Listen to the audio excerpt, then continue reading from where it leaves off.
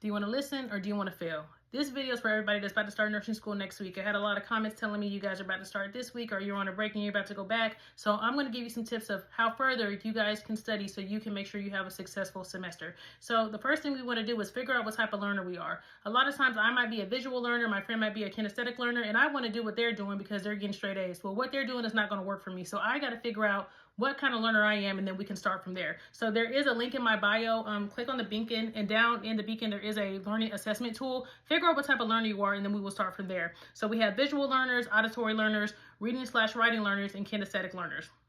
Stop taking advice for everybody. Everybody on this app is going to have a different way that works for them, and you got to figure out what works for you. So that's what we're going to try to get to the bottom of in this video.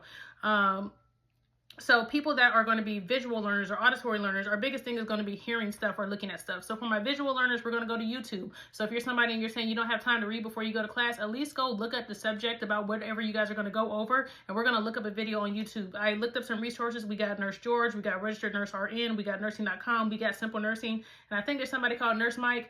Shout out to them.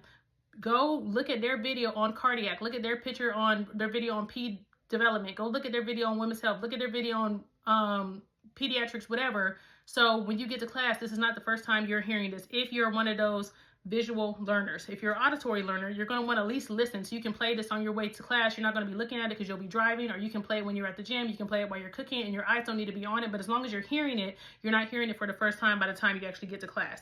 Some more tips. If you're a reading/writing learner, I'm more the reading/writing or kinesthetic learners. We got to write this stuff down, okay? We got to take notes and we got to read it. We can't read somebody else's notes because the whole reason that I'm understanding is because I'm the one writing it and I'm the one typing it. So you got to make your own notes if you are a person that learns from reading/writing or a kinesthetic, like actually doing something, okay? So read and write your own notes if you're this kind of learner. If you're a visual learner, you can read somebody else's notes and you're going to excel. But if you're not, read and write your own notes. That's why it's so important for y'all to do an assessment. They're free, so you can figure out what works best for you so you know a better game plan moving forward. And then last, we got our kinesthetic learners. You guys are fun. I love my kinesthetic learners because in clinical, when I was a clinical instructor, y'all love to jump into stuff. Y'all love to get y'all hands dirty because that's how you guys learn. However, it is going to be harder for you to get the content down, but it's not impossible. When you start going to your clinicals, ask questions. Hey, I want to do this. Hey, I want to do that. What's a good way for me to remember this? Because if you can associate it with a memory, you will have it down packed. But also remember, when you're taking your test, we're always going to go back to the book, okay? What happens in the book is what's going to happen on the test, not always what happens in person. But sometimes when you see it in person, it makes it easier for you to retain when you're then trying to read the information out the book. So next, we need to set aside time to study. If you're a night shifter, maybe you want to study at night. If you work during the day, maybe you want to study when you get home. But we got to come up with a routine.